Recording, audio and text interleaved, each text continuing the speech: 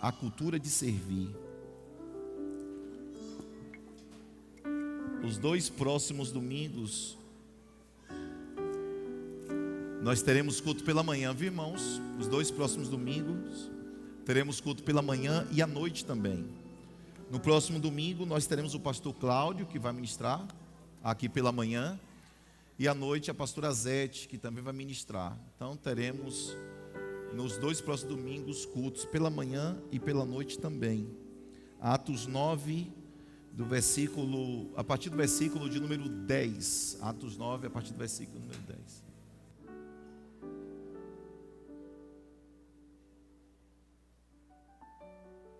Atos 9, a partir do versículo 10. Quem está escalado hoje para fazer a oração pela caixa de pedidos, por favor? É você, diaconisa? Ah, é o presbítero Tiago? O presbítero Tiago está escalado hoje, fazer a oração pela caixa de pedidos. Graças a Deus que nós colocamos pedidos, o Senhor já nos respondeu prontamente, graças a Deus. Vocês que me ajudaram, está vendo? Mas já colocamos mais outro aí agora, para a gente também receber oração. Graças a Deus, nosso presbítero Tiago vai orar conosco. Abençoe, amigo. Vai ligar, já está ligado.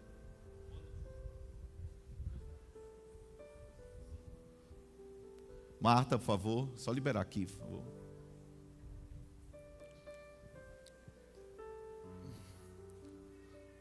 Glória a Deus. Boa noite, povo de Deus, a paz a todos. O que já estamos aqui nessa noite, né? Talvez você tenha pensado assim, não chegou o momento ainda, porque eu estou com tanto pedido a Deus. Mas eu quero dizer para você, Mateus, capítulo 21, verso 22. Tudo que pedis em oração por ele, a gente vai receber da parte do Senhor. Gostaria de dizer para os irmãos estender essa mão para cá, para a gente estar orando. Pai, em nome de Jesus. Nós orações por ele. Senhor Deus e Pai, estamos aqui nessa noite porque queremos. Sabemos que diz a tua palavra, tudo que pedimos, queremos receberemos da parte do Senhor. Alguns irmãos e irmãs que colocaram pedido nessa caixa, eu tenho certeza, meu Pai, que no tempo oportuno eles vão testemunhar das maravilhas do Senhor. Talvez para alguns pareça impossível, mas a tua palavra diz que tudo é possível em Deus. E eu creio, Senhor. Talvez um irmão pediu procura de seu ministério. Talvez pediu um porto de emprego. Talvez pediu até para abrir sua própria empresa. E esses olhos parecem impossível, como disse anteriormente. Mas quando a gente crê, quando a gente oramos, quando a gente entregamos tudo diante do teu altar, o Senhor vem com resposta. O Senhor vem com nuvem, o Senhor vem com refrigério. Então abençoe, Senhor, cada pedido que está aqui nessa caixa. Abençoe, Senhor, cada irmão e cada irmão que fez esse pedido. E eu tenho certeza absolutamente sem sombra de dúvidas. Assim como eu tenho vivido o milagre da parte do Senhor, eu tenho certeza que esse irmão e que essa irmã vai viver esses milagres dos quais eles têm pedido a Ti. Assim eu te agradeço e te louvo e te exalto. Em nome de Jesus. Amém. Amém. Glória a Deus. Obrigado, meu presbítero. Atos capítulo 9, versículo 10. Leiamos o texto bíblico. Havia em Damasco um discípulo chamado Ananias. Disse-lhe o Senhor em uma visão: Ananias. Ele respondeu: Eis-me aqui, Senhor. Disse-lhe o Senhor: Levanta-te e vai à rua chamada direita e pergunta em casa de Judas por um homem de Tarso, chamado Saulo, pois ele está orando. Numa visão, ele viu que entrava um homem chamado Ananias, e punha sobre ele a mão, para que tornasse a ver. Respondeu Ananias: Senhor, há muitos ouvi acerca deste homem, quantos males tem feito aos teus santos em Jerusalém, e aqui tem poder dos principais sacerdotes, para prender a todos que invocam o teu nome. Disse-lhe, porém, o Senhor: Vai, este é para mim um vaso escolhido, para levar o meu nome perante os gentios, os reis e os filhos de Israel. e eu lhe mostrarei o quanto deve padecer pelo meu nome. Então Ananias foi, entrou na casa, impondo-lhes as mãos, disse: Irmão Saulo, o Senhor Jesus, que te apareceu no caminho por onde vinhas, me enviou, para que tornes a ver e sejas cheio do Espírito Santo. Imediatamente lhe caíram dos olhos como que umas escamas, e recuperou a vista, e levantando-se foi batizado. Depois de ter comido, sentiu-se fortalecido. Esteve Saulo alguns dias com os discípulos em Damasco, e logo nas sinagogas pregava que Jesus era o Filho de Deus. E todos os que ouviam estavam espantados e diziam: não é este o que em Jerusalém perseguia os que invocavam este nome? E para isso veio aqui com o fim de os levar presos aos principais sacerdotes. A minha oração é que o Espírito Santo de Deus continue falando conosco nessa noite, em nome de Jesus. Este mês nós estamos em uma série de mensagens sobre a cultura de servir.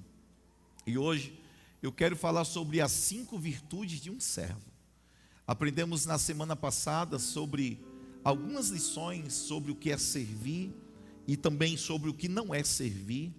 Mas hoje quero falar sobre as virtudes de um verdadeiro servo de Deus.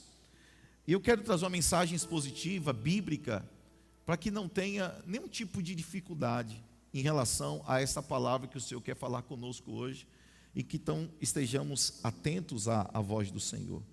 O texto nos apresenta 2 figuras importantes: um homem chamado Ananias e outra figura que se tornou tão importante quanto Ananias, que é Saulo, se tornando o apóstolo Paulo. Mas Saulo talvez poderia ser ou deixaria de ser quem se tornou se não tivesse alguém com os ouvidos atentos e na obediência a Deus, sendo direcionado para tocar na vida de Saulo e ele se tornar na maior voz profética do Novo Testamento e o segundo homem mais importante da Nova Aliança depois do Senhor Jesus Cristo. Ele escreve praticamente, Saulo, 50% de todo o Novo Testamento, e nós temos hoje vários livros escritos sobre Saulo, tamanha a sua importância para o cristianismo.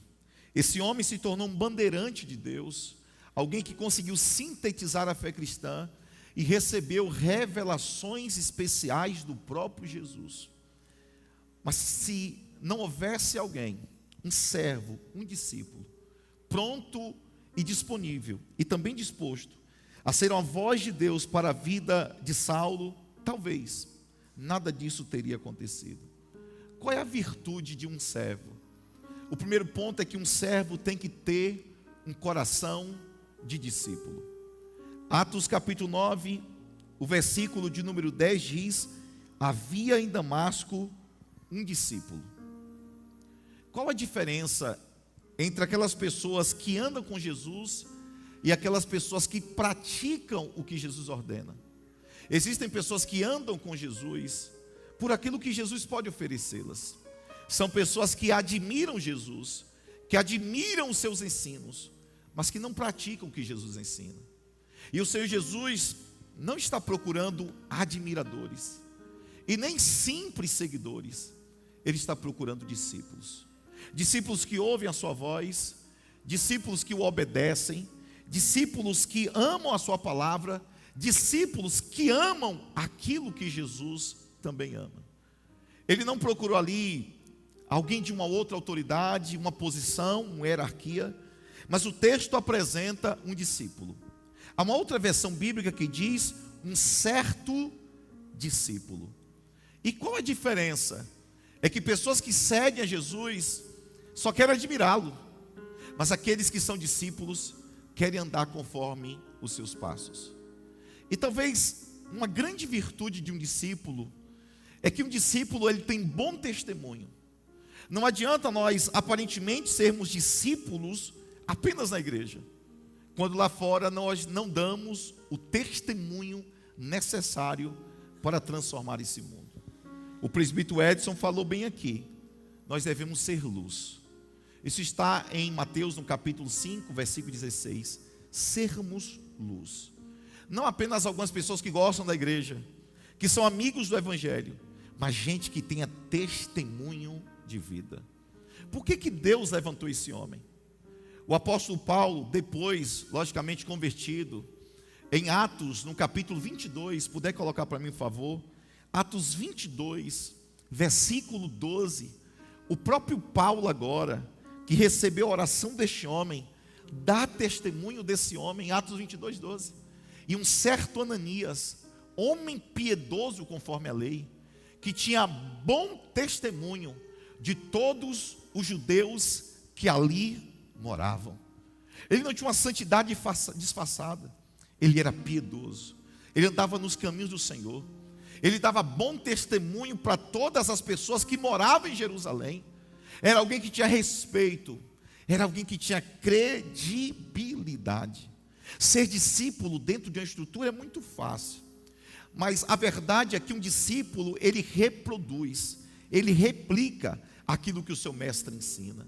E nós só seremos discípulos de fatos, ou de fato, quando nas práticas da vida, no cotidiano diário, nós apresentemos a Jesus a partir da nossa fala, da nossa postura, do nosso comportamento, da forma que nós nos comportamos, seja como empregadores ou como empregado, como aluno ou como professor.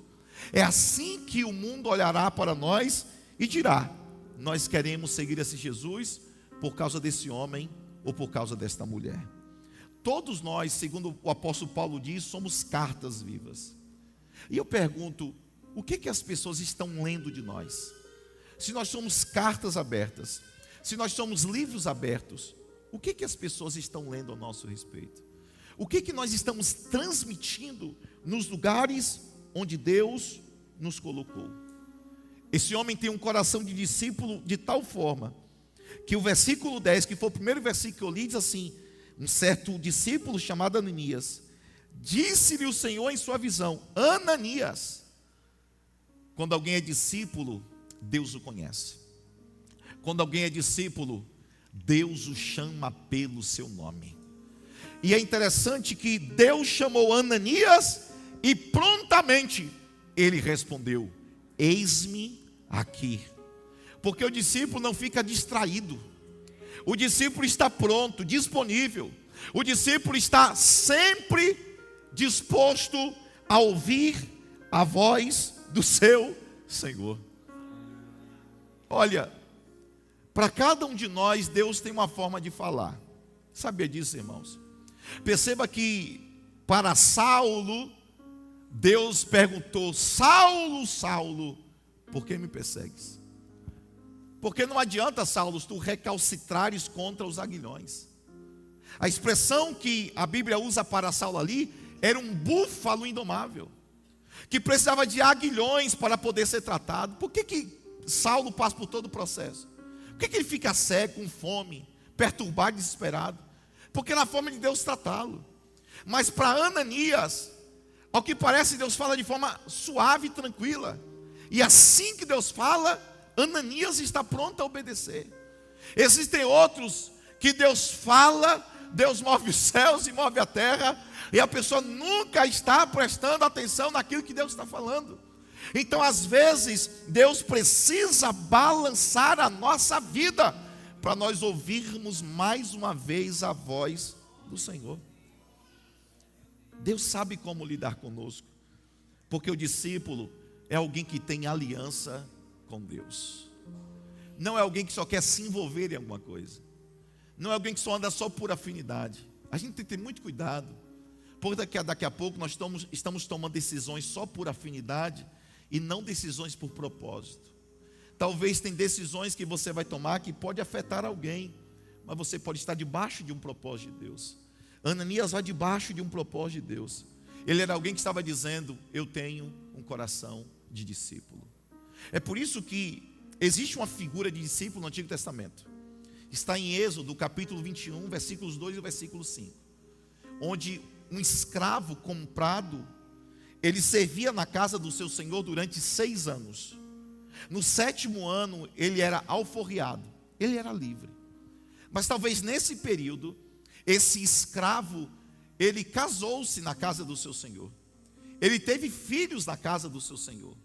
E a lei dizia que se ele traz a esposa e os filhos sendo escravo, toda a família seria escrava. E quando ele sai da tutoria do seu senhor, ele então seria livre com a esposa e os filhos. Mas se ele chega sozinho como escravo, comprado, e de repente ele contrai ali uma esposa e os filhos, quando fosse aforreado no 7º ano, que era justamente o ano sabático, ele era liberado, mas a esposa e os filhos deveriam permanecer. Mas se esse escravo chega para o seu senhor e diz: eu amo a minha esposa, eu amo os meus filhos e eu amo o meu senhor, então ele era levado até os juízes da cidade. Havia um contrato que era feito, a sua orelha era furada, para que onde passasse, ele estava dizendo com essa atitude: eu sou um escravo do meu senhor, que decidi ser escravo permanentemente. Era o escravo ou servo da orelha furada. Agora tem duas coisas interessantes aqui. A primeira coisa é que não podia furar a orelha do escravo em uma mesa, em uma cadeira ou em um toco de árvore. Porque se furasse a orelha do escravo em uma cadeira, em uma mesa ou um toco de árvore, ele precisaria se inclinar para furar o lóbulo da sua orelha. Então, para que ele não tivesse vergonha de ser constrangido ou envergonhado, para que não humilhasse a sua posição de servo, a sua orelha era furada junto ao umbral da porta da casa do seu senhor. Isso aqui tem dois significados. O primeiro significado é que uma vez que furava-se o lobo da sua orelha no umbral da porta, ele estava dizendo: eu tenho uma aliança com o Senhor desta casa, eu tenho vida com o Senhor desta casa. E ao furar, certamente saía sangue, e era também dizendo: eu tenho uma aliança de sangue com o Senhor desta casa. Como servos da orelha furada, nós temos uma aliança com o Senhor desta casa. E o Senhor desta casa não é o pastor George. O Senhor desta casa é o Deus que morreu por você na cruz do Calvário. A segunda verdade é uma pergunta: por que não furava outra parte do corpo? Podia furar, por exemplo, o dedo anelar, a sua mão, já que era um escravo. Mas por que furava a orelha? Porque era justamente o único ponto do corpo que ele não está ligado a outra parte, é neutro, é vazio. Mas espiritualmente falando, significa que era alguém que sempre estava pronto, disponível a ouvir a voz do seu Senhor. O servo da orelha furada era o discípulo do Antigo Testamento. Mas o servo da orelha furada do Novo Testamento é alguém que tem uma aliança com seu Pai, um coração de discípulo e sempre sensível à voz do seu Senhor. Você já percebeu que os judeus eles usam um kippah? É tipo um chapeuzinho que coloca na cabeça. Um dia a Eliana perguntou: por que esse pessoal usa o kippah? Qual a ideia de usar o kippah? Não é apenas um acessório ou um adereço. Você vai perceber que aquele kippah, ele não tem nada que segure ele ao corpo da pessoa. O kippah é solto, não tem nada que prenda, e ele é colocado no alto da cabeça. Por que o kippah é solto, colocado no alto da cabeça? Porque a ideia do kippah é de que quem usa aquele adereço está dizendo: toda vez eu tenho que me andar encurvado e submisso ao meu Senhor. Se ele levanta muito a cabeça, o kippah cai. Então ele tem que andar com a cabeça um pouco abaixada para dizer: isso aqui é o meu limite. Eu tenho um Senhor a quem eu me submeto, um Senhor a quem eu estou subordinado. Eu sou apenas um servo e um discípulo do meu Senhor, o Deus Todo-Poderoso. Se nós queremos ser os servos de Deus, precisamos andar com um coração de discípulo, um coração de servo e pronto a ouvir a voz do seu Senhor. Se você prestar atenção, Ananias estava correndo risco de vida, porque Paulo era alguém que tinha cartas para assassinar os cristãos, era alguém que já havia matado muitos cristãos. Ele participou, Saulo, Ele participou da morte do primeiro mártir da igreja, que foi Estevão. Por isso que a reputação vem antes do homem. Ele diz: Senhor, muitos falam desse homem. Esse homem é perigoso. Esse homem matou já muitos santos em Jerusalém. Esse homem já fez muitos males. Mas sabe o que Deus disse para ele no versículo 15? Vai, porque este é para mim um vaso escolhido. Quem é discípulo não fica apontando os erros do outro. Quem é discípulo ora para que o outro continue servindo a presença de Deus. Quem tem um coração de discípulo não fica se adiantando dizendo para Deus: eu conheço o currículo, eu conheço a história. Talvez essa pessoa teve um passado péssimo, ruim e absurdo, mas uma vez em Jesus é uma nova criatura. As coisas velhas se passaram e eis que tudo se fez novo.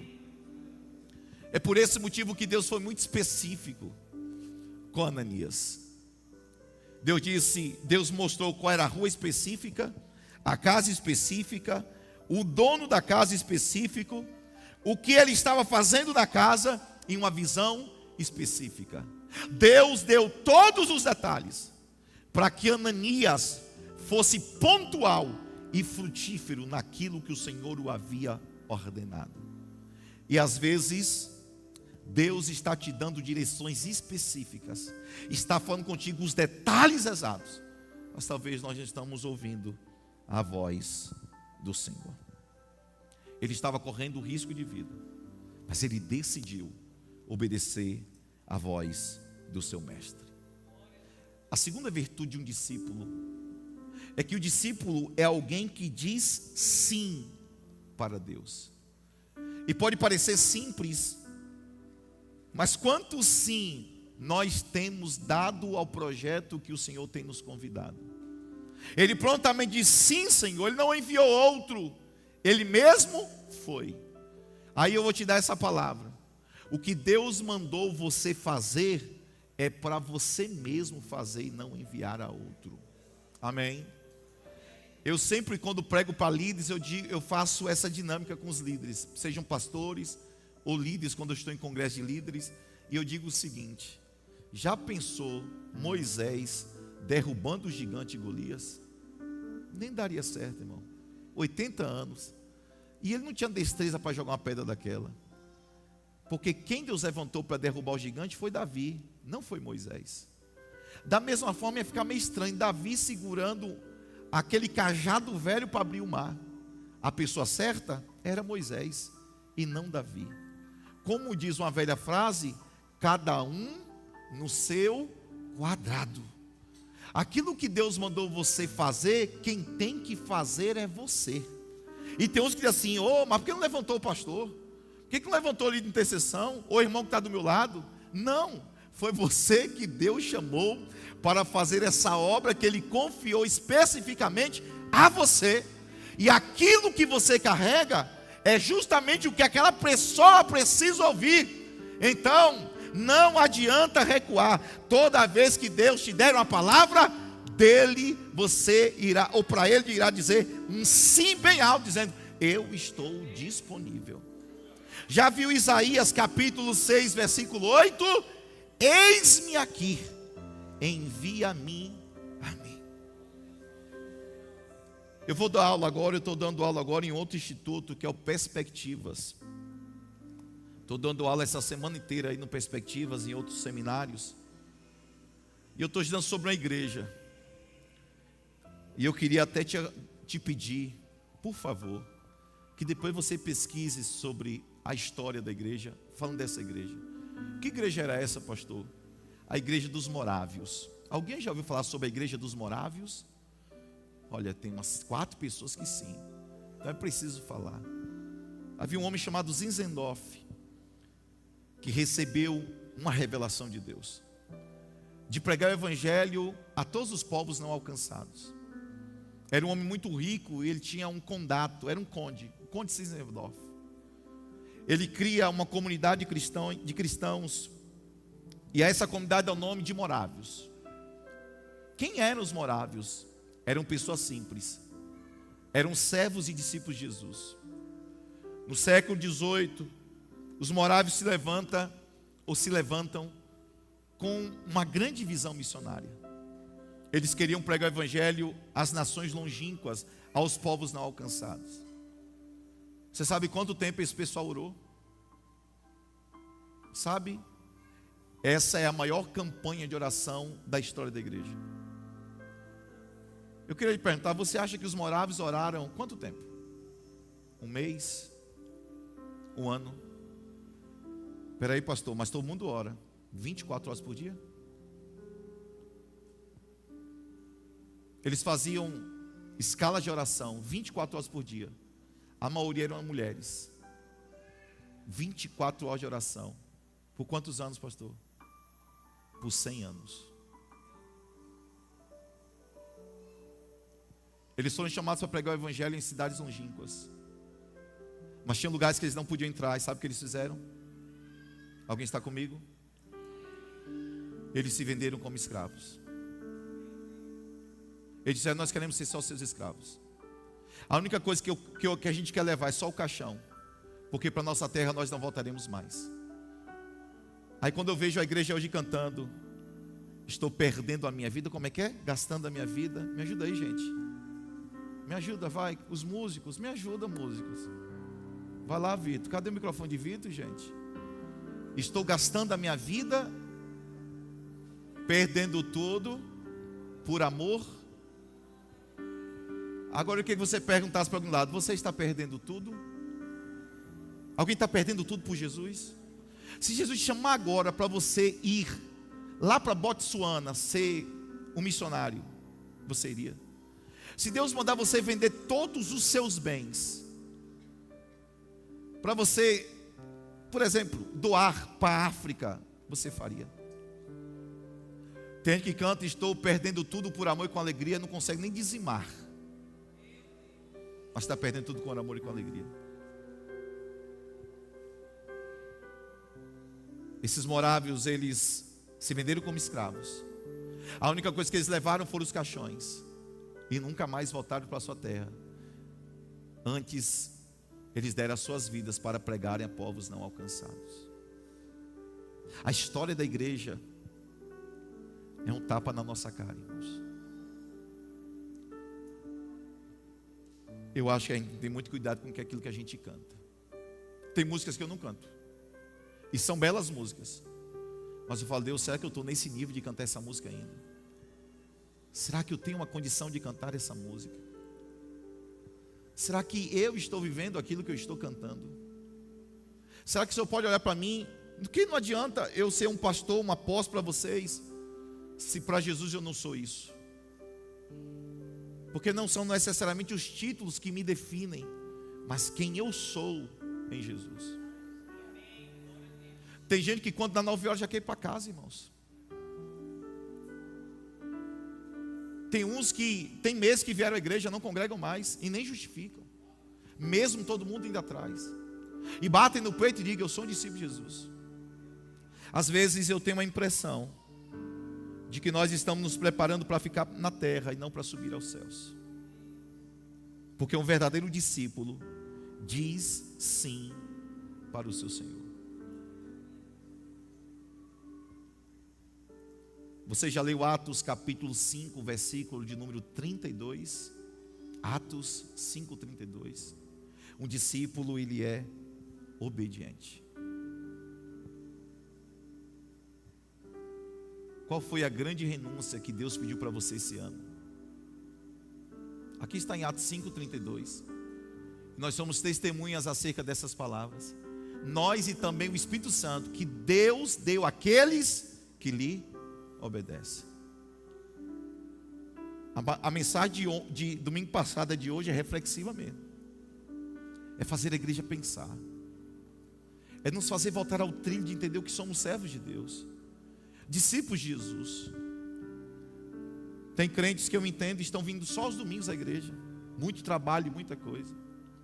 E às vezes querem que o altar traga para a sua vida o que você precisa, aquilo que você nem plantou a semana inteira. Às vezes nós queremos uma vitória no domingo, mas passamos a semana toda vivendo como se Deus não existisse.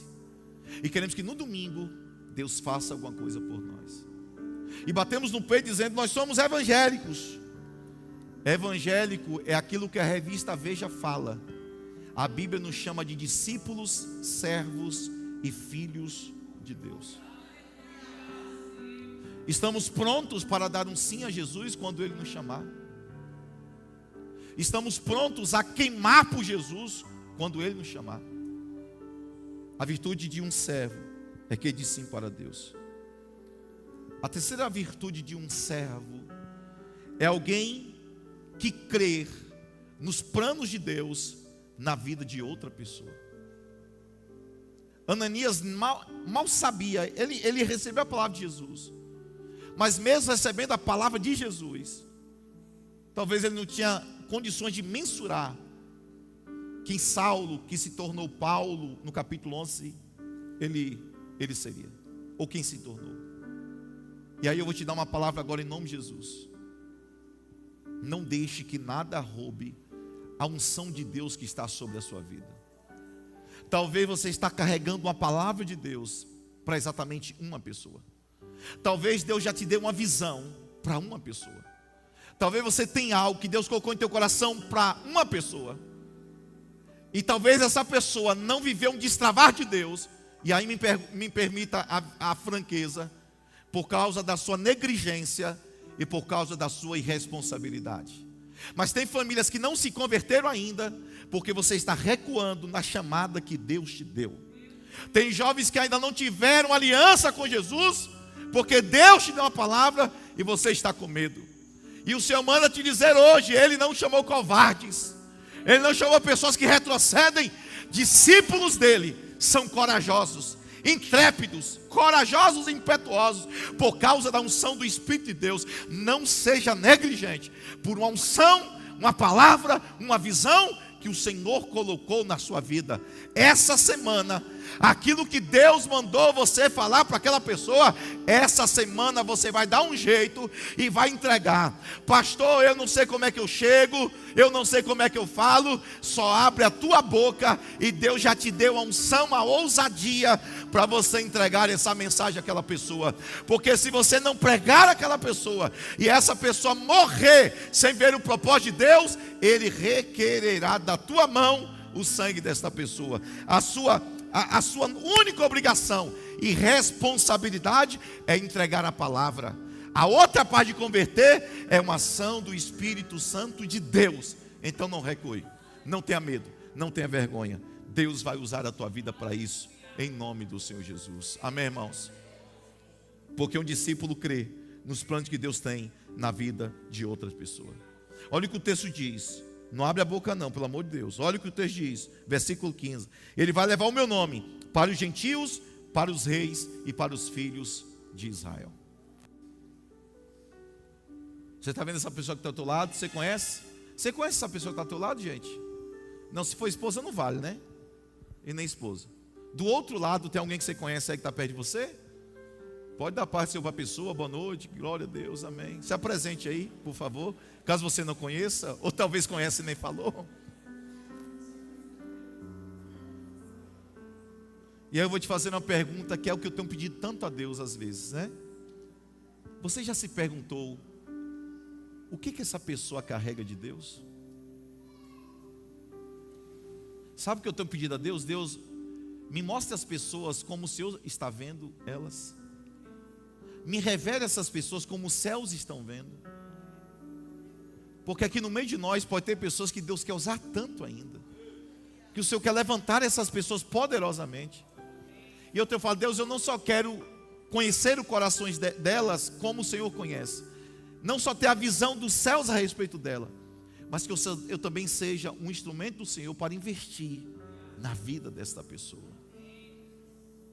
Amém.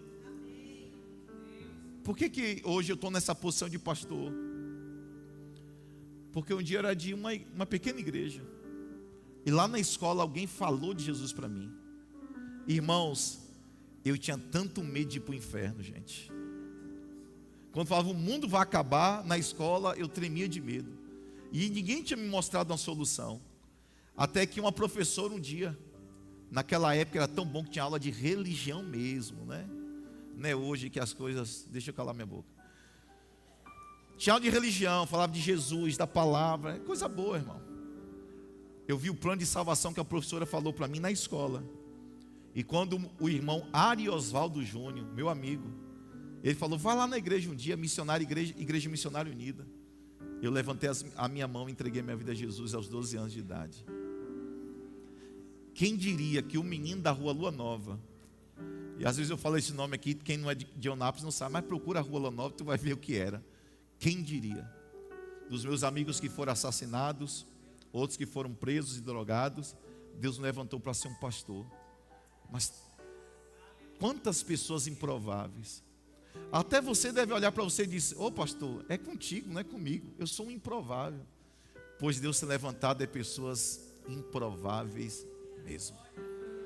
Ele levanta os que não são para confundir os que são. Ele usa as coisas loucas desta vida para confundir as sábias. Se você olha para toda a sua história e diz, eu sou improvável, quem sou eu? Moisés fez a mesma pergunta e olha que Moisés se tornou. Você pode ser um improvável, mas esse é um tempo de improváveis. Improváveis que amam o Senhor, improváveis que são discípulos, improváveis que são servos, improváveis que dirão ao Senhor, o Senhor pode contar comigo, eis-me aqui, envia-me a mim. Eu digo isso, irmãos, porque nós precisamos investir na vida dos nossos jovens também. A gente tem tido uma preocupação, conversando com os pastores, que hoje a maioria dos jovens não querem mais o ministério, você sabia disso? Os jovens hoje não querem mais ministérios. Antigamente a gente brigava para quem imitava Marco Feliciano, Napoleão Falcão e Abílio Santana. A gente pegava DVD, videocassete, desculpa essa nostalgia, tá bom gente, os mais jovens aí. A gente pegava videocassete, 7 cabeças emprestado, que era caro o videocassete. E a gente pegava as fitinhas, irmãos, de Napoleão Falcão. Tem gente que nem sabe quem é Napoleão Falcão aqui, gente. Estou falando uma coisa que o povo nem entende. Oh, Jesus. O povo conhece Eliseu Rodrigues, né? Pois é. Napoleão Falcão, Abílio Santana, Marco Feliciano, Ivan Rodrigues. Tinha um japonês também chamado Takayama. Eram muitos pregadores. E aí eu, o pastor Josemir, não sei se o pastor Josemir está por aqui hoje. E aí eu e o pastor Josemir e o pastor Carlos assistimos o videocassete. E ali a gente adorava, glorificava. Depois a gente ia para um monte chamado Monte da Muriçoca, ali depois do Atacadão. É porque lá as muriçocas elas não picavam, elas faziam transfusão de sangue, irmãos, né? E a gente ficava a noite toda ali orando no monte. Inclusive eu quero levar Semar para o monte, estou procurando um monte para levar vocês para orar juntos. E olha que coisa interessante. Hoje a maioria dos jovens, você não vê jovens dizendo, eu vou ser um pregador. Nunca um jovem, pastor, eu vou ser um pregador. Eu quero ser um pastor, uma missionária, eu quero pregar as nações. Não, a maioria dos jovens hoje ou querem cantar no altar da igreja, ou querem ser grandes empresários, e não tem erro nenhum nisso. Mas se Deus chamou para ser um pregador, não adianta você correr. Se Deus lhe chamou para o ministério pastoral, assim você será. Nós estamos vivendo uma época da maior defasagem ministerial do Brasil. Os pastores mais jovens, pastora Zete e Carlos, todos estão acompanhando, os pastores mais jovens de convenções no Brasil, têm 40 anos de idade. Eu estava conversando com o professor agora da escola bíblica do seminário, ele disse, pastor, daqui 10 anos, quem serão os futuros pastores da igreja? Daqui 10 anos já quero aposentar, viu, irmãos, em nome de Jesus. Aí eu vou passar o bastão para quem? Os nossos pastores estão envelhecendo.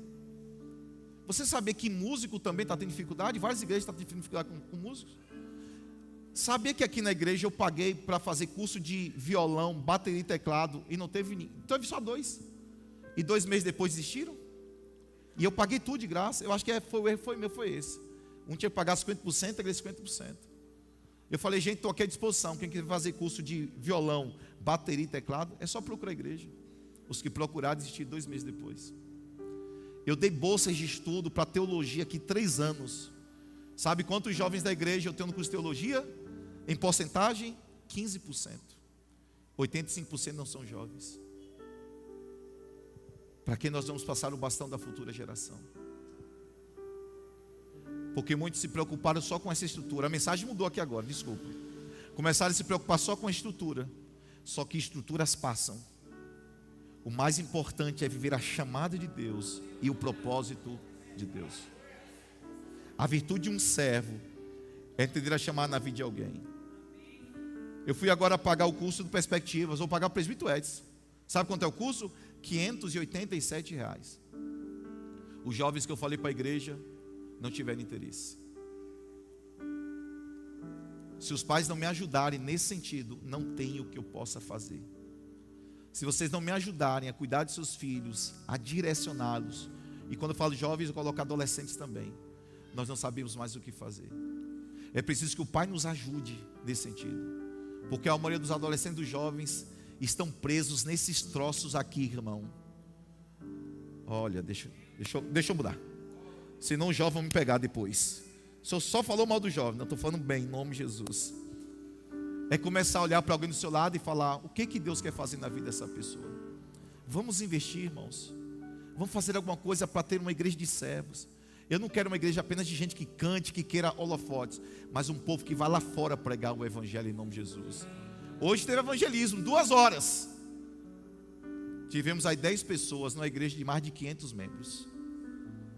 Será que não está tendo alguma coisa errada no nosso coração? Será que somos só a igreja do Vinde e deixamos de ser a igreja do Ide? Será que só queremos bater o ponto no culto à noite para dizer que somos crentes, mas durante a semana nós nem manifestamos Jesus na vida das outras pessoas? Hoje é uma mensagem pastoral mesmo, amém, irmãos? A quarta virtude, eu estou caminhando para o final. Todo discípulo tem limitações. Eu não estou pronto, eu não tenho o suficiente. Irmão, tem dia que eu venho pregar aqui, que eu falo: Deus tem misericórdia da minha vida. Às vezes eu vou pregar em congresso, como qualquer pastor que prega aqui. Às vezes dá um friozinho na barriga ainda, sabe por quê? Porque a dependência nossa sempre será do Senhor, sempre do Senhor. Nós também temos limitações. Alguém pode olhar para Ananias e dizer assim: Ananias era um homem preparado. Eu vou falar uma coisa: Deus não te prepara quando você vai, Deus te prepara enquanto você está indo. Pergunta para os músicos se às vezes eles não erram também. Para quem prega também não erra. Mas sabe o que acontece, a diferença? É que sempre está aqui dizendo: estou disposto a aprender. Só que a gente aprende fazendo. Alguém está comigo em nome de Jesus? Aprende fazendo. A gente aprende fazendo. Então nunca nós estaremos totalmente preparados. Mas se tem um coração disposto a aprender, o Senhor usará a tua vida para a glória de Deus. Então eu já preguei, já falei para vocês. A primeira vez que eu preguei na Betelzinha, eu tenho vontade de levar uns irmãos na Betelzinha, lá em Jiquié. Só tinha 20 crentes. E eu disse, irmão, na primeira pregação minha, foi aterrorizante, que Golias matou Davi com uma pedrada. Eu matei Davi. Sério mesmo. Aí eu decidi ressuscitar Davi, coloquei a pedra na mão dele e matei Golias depois. Mas e a vergonha? E o constrangimento? A só tinha uns 10 irmãos, mas era vergonhoso. Por quê? Porque todos nós temos limitação. Mas agora escute essa palavra: a sua limitação, graças a Deus, não limita a Deus, só limita você. Por isso que quando você se colocar à disposição, Ele vai trazer um negócio chamado unção sobre a tua vida, e vai fazer toda a diferença em nome do Senhor Jesus Cristo. Pergunte para algum irmão do lado: está disposto, meu irmão? Está disposto? Pergunte aí, irmão. Pela cara você percebe. Está disposto, meu irmão? Deus pode contar contigo para a grande obra, irmão. Jesus tirou uma foto aqui agora. Jesus fez assim, tirou uma foto aqui agora, para saber quem está falando a verdade ou não, em nome de Jesus, amém? Mas eu quero crer que no nome de Jesus, apesar da sua limitação, Deus te usará para a glória do Senhor. Interessante, né? Que Ananias foi usado, diaconisa Wilma, para curar um homem que tinha matado seus irmãos. E eu sei que alguém vai precisar dessa palavra. Às vezes Deus vai te levantar para curar pessoas que te feriram. Às vezes Deus vai te levantar para enxugar lágrimas de pessoas que te fizeram chorar. Mas um discípulo não vive o que quer. Um discípulo obedece àquilo que o seu Senhor manda. Ele foi cuidar de alguém que matou seus irmãos, apesar da sua limitação. Mas olha esse homem, apesar da sua limitação, este homem, ele orou, curou o apóstolo Paulo, que estava cego, batizou nas águas, Paulo foi cheio do Espírito Santo. Depois ele discipula Paulo e ele envia Paulo para o propósito. Você não faz ideia do tanto que você carrega de Deus, mas você só saberá quando você se colocar à disposição do Senhor. Sabe quando é que aconteceu algo na minha vida e que foi o que mudou minha vida mesmo? Eu quero falar isso para vocês porque crente não pode ficar distraído em culto. Mesmo uma mensagem dessa assim, gourmet, meia tranquila, não fique disperso. Eu estava dentro de um congresso, quando eu era mais jovem, né? Mais jovem, bem magrinho. Pastor Vaz que conhece minha história. Pastor Vaz chegava no supermercado Petrópolis, eu estava em cima dos fardos de arroz no depósito, estudando a palavra de Deus, irmãos. Tem coisas que Deus me deu há muitos anos atrás, que eu prego atualmente hoje. Mas por que eu digo isso? Não se deixe limitar por nada. Não deixe que nada te limite. Amém?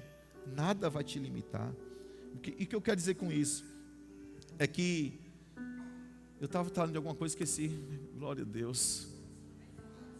Aí, está vendo a idade? Está vendo, irmão? A limitação. Ah, sim, agora lembrei. Eu estava numa conferência, está vendo? Eu só estava testando para ver se vocês estavam atentos à mensagem. É verdade. Eu estava numa conferência e eu falo que o ambiente profético é maravilhoso. Deus pode fazer tantas coisas em um culto que você não faz ideia. Estava dentro de um ambiente profético como esse. E Deus usou um pastor para falar comigo. Eu não acreditava que as pessoas caíam por unção. Ele fala, não, isso que cai por unção nada. Ninguém cai por unção.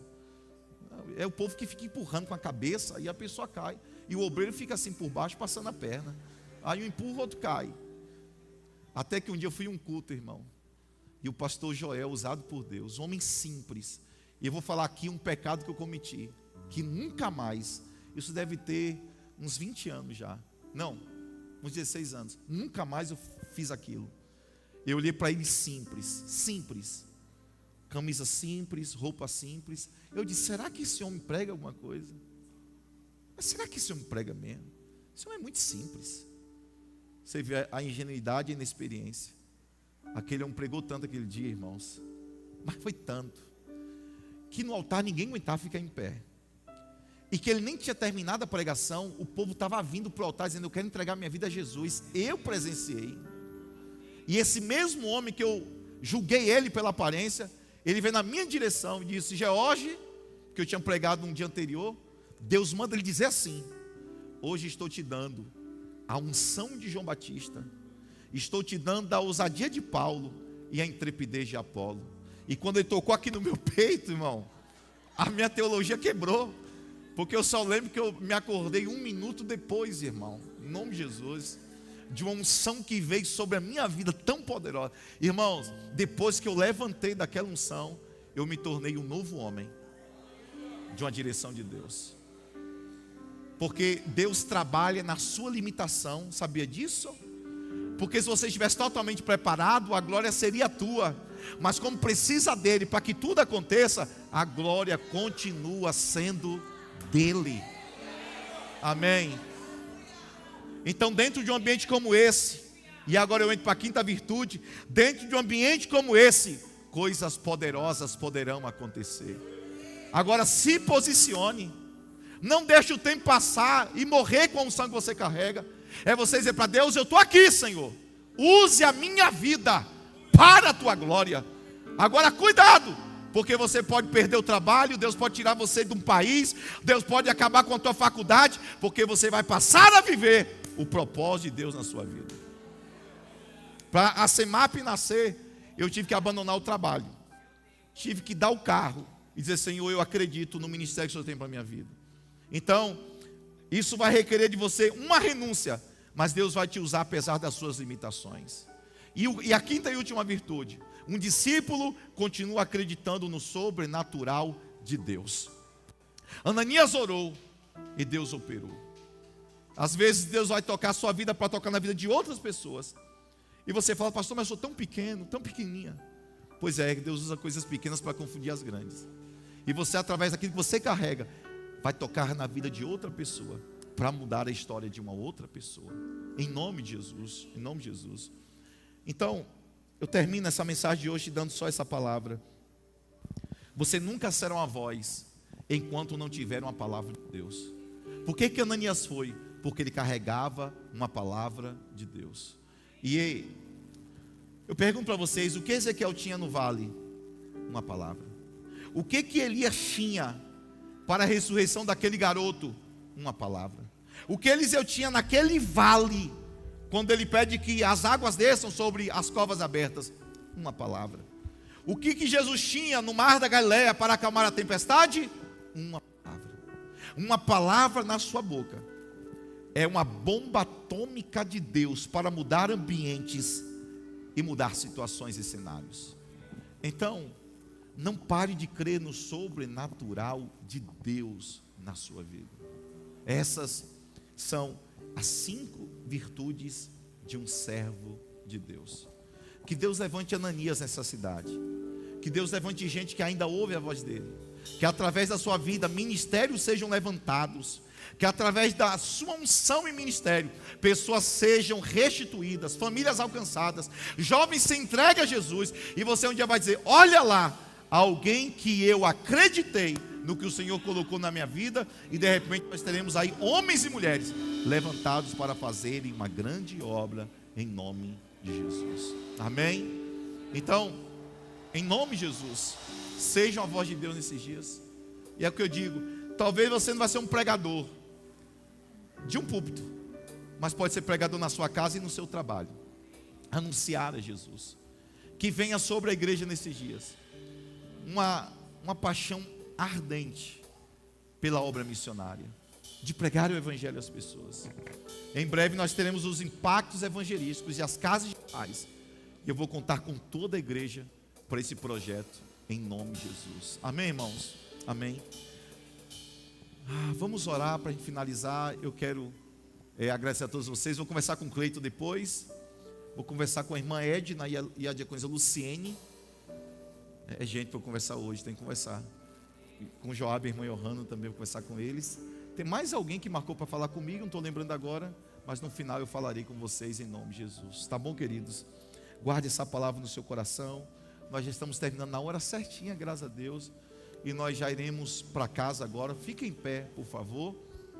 Passa ali na cantina. Vamos investir na imersão de jovens e de adolescentes. Uma imersão gratuita.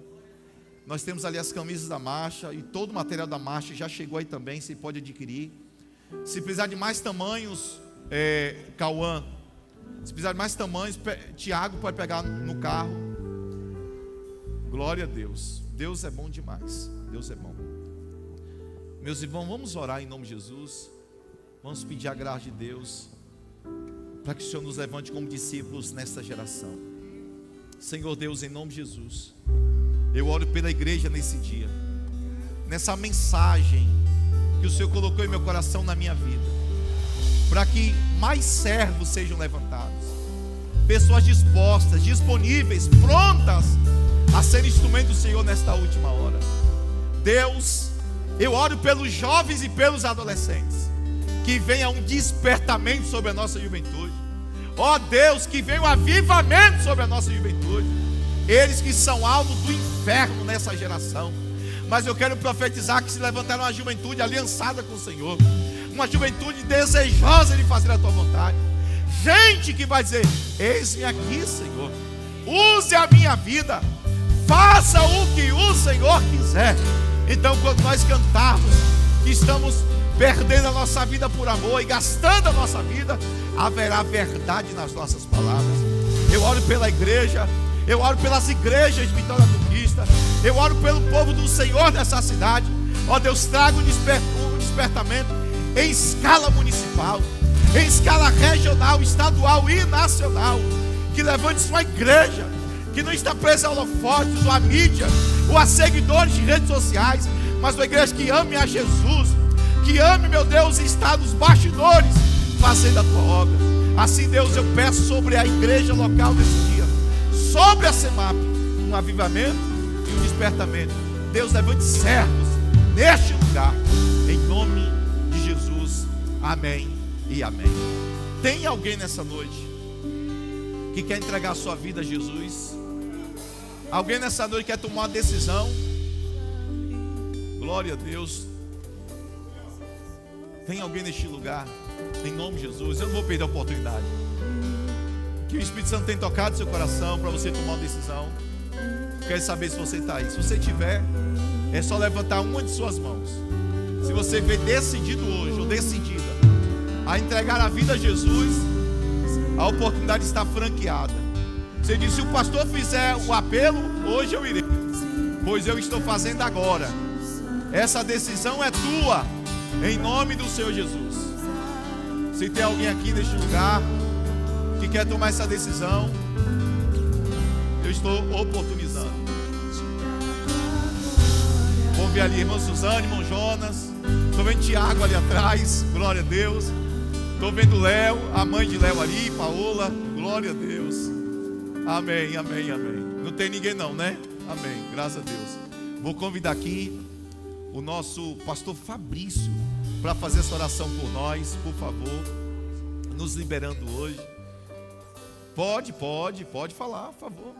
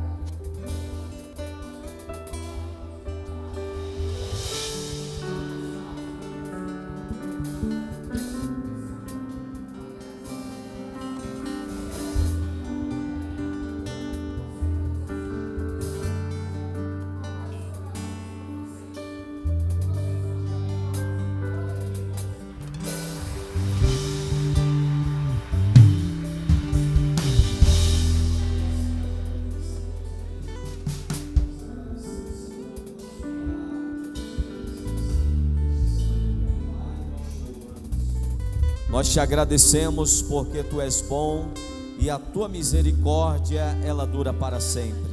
Eu te louvo, Senhor, pela tua presença, pela presença dos meus irmãos, das minhas irmãs, que veio aqui nessa noite te adorar, Senhor, e te louvar neste santo lugar.